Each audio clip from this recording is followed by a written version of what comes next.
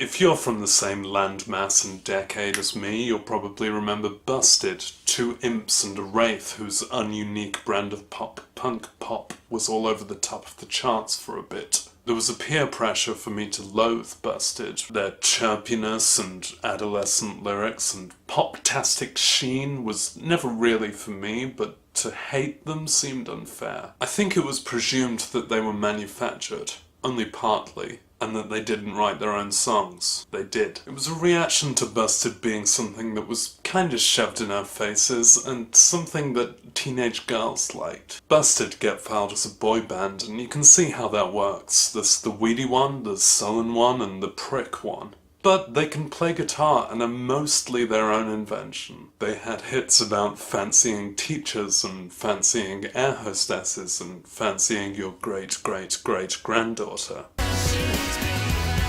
With a clear influence from Californian pop-punk, they mostly use their lyrics to make sticky jokes about hot girls and to communicate angst about not owning a hot girl. But when you remove the opportunity for heterosexual themes by, say, commissioning them to write the theme for the new Thunderbirds movie, something wonderful happens.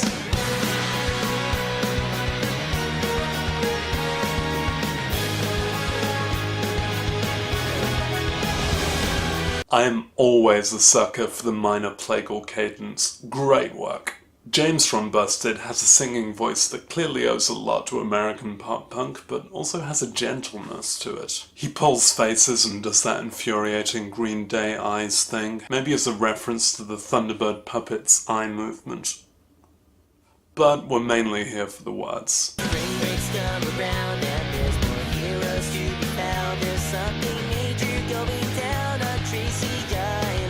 There is a concise poetry to these lines, communicating the first half hour or so of the film's plot in just 8 seconds. And it rhymes. Match that, director of the film, that I forgot to look up. Match that, Jonathan Frakes. The film is set during spring break. It features several heroes who can theoretically be found. And there is definitely something major going down.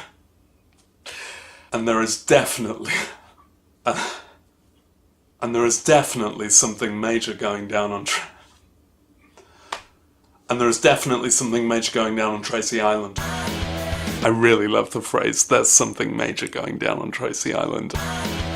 And I use it whenever anything is happening anywhere. The rest of the verse advocates mutually assured destruction and warns anyone evil who might be coming round. And in the film there is someone evil coming round. Due to the aptitude and valiance of these heroes, they should be frightened.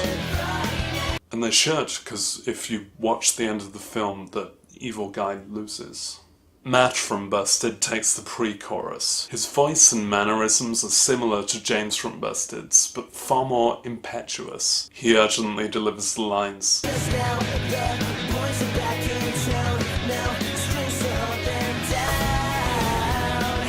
Yep, you see the boys are back in town. That's the Thunderbirds pilots, all male and generally youthful, are returning to mainstream media after a 36-year hiatus. And this time, they're not puppets, they're humans, so there's no strings holding them down, like you get on Puppets, who are famous for having strings that hold them down. The chorus is one of those halftime heavily harmonized held notes things that the Offspring used to do, resolving the rushed verse and panicked pre-chorus to a reassuring embrace. And they sing, "Don't be mad, please. Stop the hating. Just be glad that they'll be waiting." Which I don't know if anyone was being mad or hating. I mean, I guess in the world there is a lot of madness and hating, and this song was written in the early post-9/11 world, during the Iraq War, and a lot of us needed to be told not to be mad and to stop the hating, and just to be glad that the Tracy brothers will be waiting. You know, it's comforting to be aware that there's a specific task force of white men somewhere in the world just waiting to stop any wrongdoers with a 100% success rate. This bit about friends means nothing. Nowhere in the Thunderbirds canon is a lid ever blown. Pay attention. And the classic end the chorus on the title trick that I've made a decade's worth of songwriting out of. Then there's Charlie. Golden Giant Charlie from Busted with his husky delivery and his Z's instead of S's. He didn't always want to be there, but we wanted him there. Busted have saved their best singer for the second verse. Let's see what words he's been blessed with.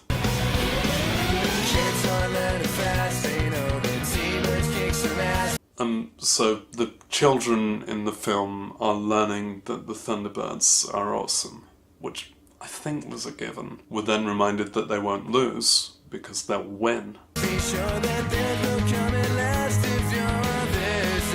I'm not really sure of the context of be sure that. Like, are we being on the side of the ass-kicking T-Birds to rest assured that there will be no coming last? Or do we ourselves have a duty to ensure that there will be no coming last? Because I might struggle with that.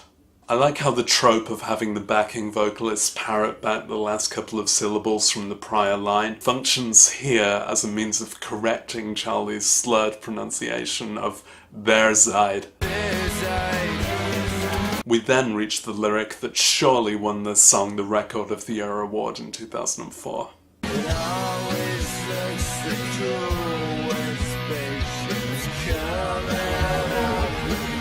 That's just an immortal observation. There is no other way to put that. It always looks so cool when spaceships come out of the pool. Once again, evildoers are strongly discouraged by the lyrics.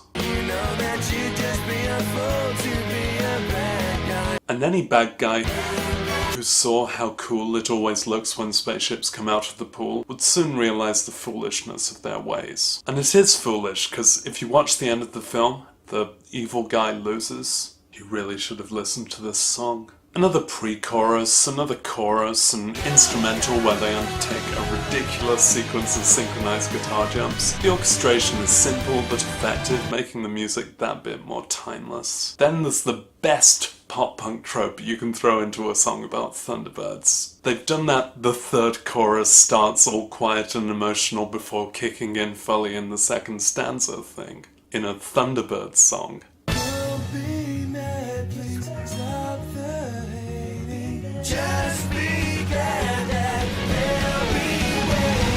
Glorious. The coda is a chaos of ideas, one of those tantric climaxes that Beethoven would have loved, as the signature Thunderbirds motif keeps getting cut off by Matt's obnoxious butt-ins. Whilst the other voices forget how to pronounce the title of the song and keep going Thunderbirds.